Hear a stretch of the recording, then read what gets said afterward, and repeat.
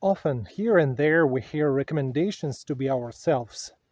In other words, to behave as naturally as possible and, as a result, to get along with people around us and fit into surroundings. This is a good piece of advice indeed, as being real self opens a lot of opportunities. Speaking of which, any wide noun person has learned how to be himself, and precisely to this feature, people are attracted because it hooks, it's catchy when somebody is absolutely sincere and behaves in the most natural way. Most certainly, it triggers both positive and negative reactions, yet you hardly can overlook such a person. People can't treat him indifferently, which is the most important thing, as it opens a lot of doors in this world. However, trying to be oneself inevitably poses the question, what are we in the first place? And unfortunately, there is no answer. Of course, intellect is capable of forming the rough idea of our true identity. It is aware of your name, your looks, and other common data, but it has no way of knowing of how other people perceive us. We seemingly understand it, but this is nothing but an illusion. You take, for instance, your voice. On recordings, it sounds absolutely different compared to how we hear it ourselves. And in case of overall impression that we create, the situation becomes even more blurred. What do our close ones love us for? What are we valued for by our friends? No idea. Nevertheless, intellect explains it in a way. Sort of, we know how to be a friend for someone, we are so kind and thoughtful and blah blah blah. But it's utter nonsense.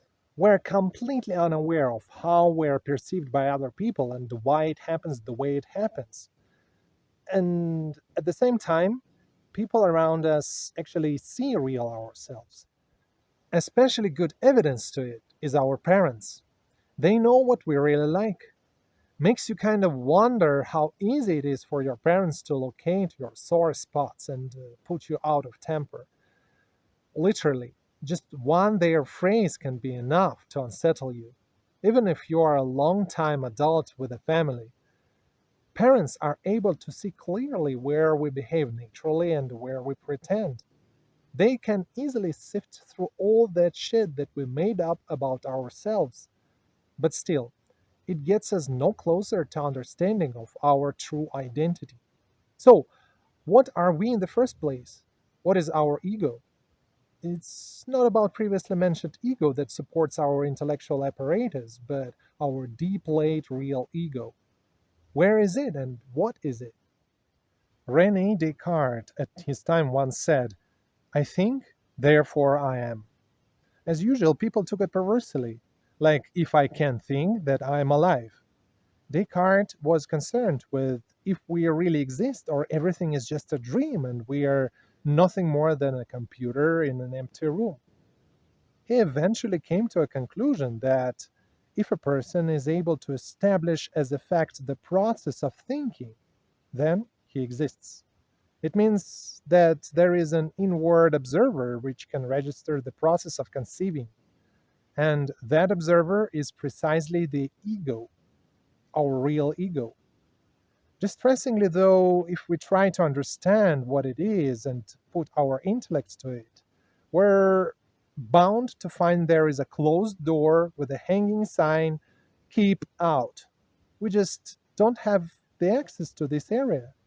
It's administrated by aspects of different natures and blocked for intellectual apparatus that can operate only with material data. But exactly there is located the mechanism of our behavior, our goal setting center. Whole our life and destiny are enshrined there, as well as our real ego.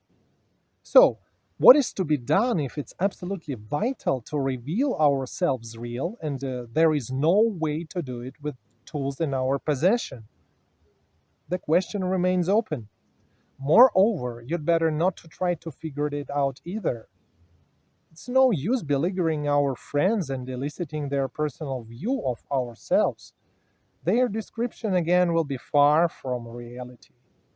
Because They will try to describe our image using intellect, which is, as we already know, not an appropriate instrument for it. Notably, that information will be enough for our own intellect to start assuming and overinterpreting, which in its turn makes us involuntarily adopt features of that assumed personality and act in a wrong way.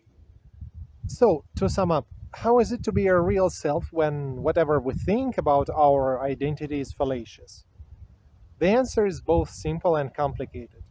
To be a real self means not to be someone else, not to pretend, not to try to be likable.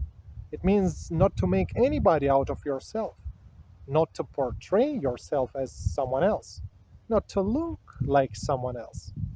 You should just be. To be what? No idea. We don't know what we are. But as soon as we become determined to understand it, everything goes sideways. Quite a task, isn't it? To accept the fact that you, being a seemingly well understandable creature, are in fact a great mystery.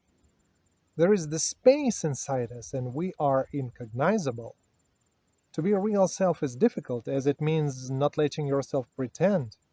It implies acceptance of the idea that you don't know what you are and how you are perceived. Also, there should be no expectations for certain reactions from others. Whatever we are, there is always somebody who will value us and somebody who will hate us. Anyway, it's more advantageous to trigger any emotions rather than to be neutral and just okay.